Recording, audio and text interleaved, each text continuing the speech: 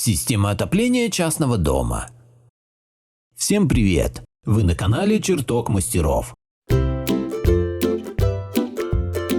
Выбираем систему отопления. В нашем климате проживание в частном доме без системы отопления невозможно.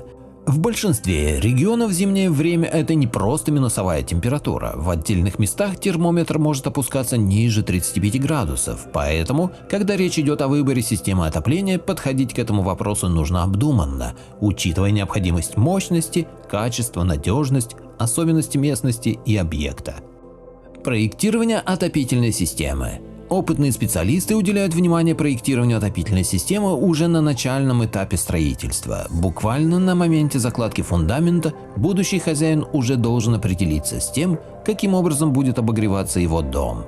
Обычно частные системы отопления проектируются в соответствии с характеристиками строения, которые включают в себя климатические особенности региона, теплоизоляцию стен, площадь комнат, а также высоту потолков. К сожалению, часто выбор системы отопления продиктован скорее обстоятельствами, чем здравым смыслом. Хозяин и рад бы отапливать дом площадью 450 квадратных метров газом, да только газовой магистрали в его населенном пункте нет. Но и здесь есть выход. Выбираем котел. В зависимости от наличия или планов по установке тех или иных энергоносителей подбирают котел. В настоящее время можно встретить следующие модели котлов. Твердотопливные, газовые, электрические. Использование того или иного вида планируется в соответствии с рядом характеристик. Котлы газовые. На первом месте по популярности стоят газовые котлы. Дело в том, что голубое топливо доступно во многих населенных пунктах, и блочно-модульные газовые котельные можно встретить практически в любом доме. Исключение – села и поселки, расположенные в дальних уголках страны. Кроме этого, газ является наиболее доступным по цене энергоносителем. Обслуживать газовые котлы достаточно просто. Их срок службы составляет не менее 15 лет, благодаря тому, что внутри не появляется сажа, а также коррозия. Искать место под складирование топлива не потребуется, что тоже большой плюс. Твердотопливные котлы. В ряде случаев целесообразнее использовать твердотопливные котлы. К примеру, когда источник газа находится на значительном удалении и подвести газ к дому нет возможности. Стоимость монтажа системы отопления, работающей на дровах, относительно невысокая. Кроме этого, цена твердого топлива также радует доступностью. Однако здесь есть и недостатки. За котлом нужно постоянно следить, чтобы количество дров в топке не уменьшилось, а размещение запаса твердого топлива займет достаточно много места. Электрические котлы. Менее популярные и востребованные на территории нашей страны. В большей части это связано с высокой стоимостью электроэнергии, а также низким КПД. Чтобы нагреть дом площадью около 60 квадратных метров, потребуется около 2 часов. Что касается главных плюсов, то это бесшумность, экологичность, а также отсутствие необходимости постоянно следить за работой устройства. Внутри котла установлены специальные датчики, которые отключают электричество при перегревании. Трубы отопления. В основе любой системы отопления трубы. Их еще называют магистралями. По ним через теплоноситель передается тепловая энергия во все комнаты.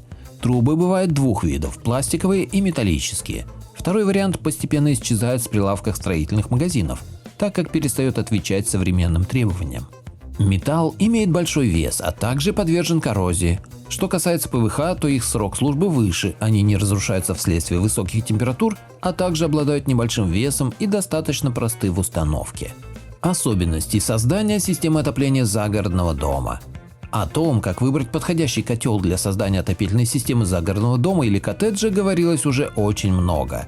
Исходя из того, какие инженерные коммуникации доступны на земельном участке, характеристик строения и самого участка, материальных возможностей владельца участка, сегодня можно свободно приобрести подходящий по типу котел, наиболее соответствующий предъявляемым к нему требованиям. Если частный дом построен в организованном поселке, то обычно там уже есть своя отопительная система. Тогда достаточно только подсоединиться к ней. Если же такая сеть отсутствует, то ее можно создать совместно с соседями. Для этого в складчину приобретается мини-котельная, на основании которой затем создается локальная отопительная система. Если с соседями не удастся найти общего языка, то тогда будет необходимо решать вопрос с оборудованием автономной системы отопления в собственном доме. Для этого необходимо определиться, какой вид топлива будет наиболее подходящим с точки зрения затрат на отопление, а затем выбрать подходящий котел. Обустройство такой системы отопления обладает целым рядом преимуществ, поскольку кроме отопления дает возможность наладить горячее водоснабжение. Не секрет, что уровень комфортности проживания в коттедже или доме напрямую зависит от качества отопительной системы.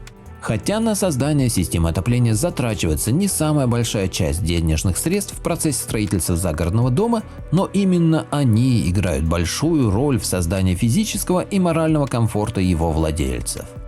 Если неправильно подобрать систему отопления, то можно получить перспективу превращения в муку собственное проживание в таком доме. И чтобы этого избежать, необходимо очень ответственно подойти к выбору котельного оборудования и места его установки. При производстве восстановительных или ремонтных работ старого загородного жилого дома обычно помещение котельной выносится за пределы здания, поскольку очень часто необходимой для этого площади в доме просто нет, а изготовление пристройки может просто испортить экстерьер здания. Новые дома, имеющие большую площадь, в своей архитектуре уже имеют заранее предусмотренные отдельно расположенные блоки для технических нужд.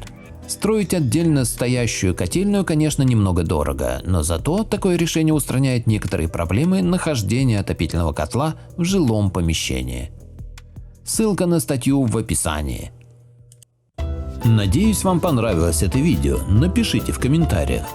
Подписывайтесь на канал и включайте колокольчик.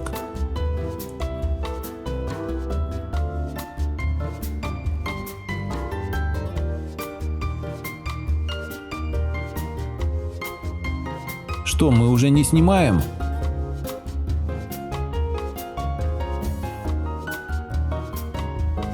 Заходи к нам почаще.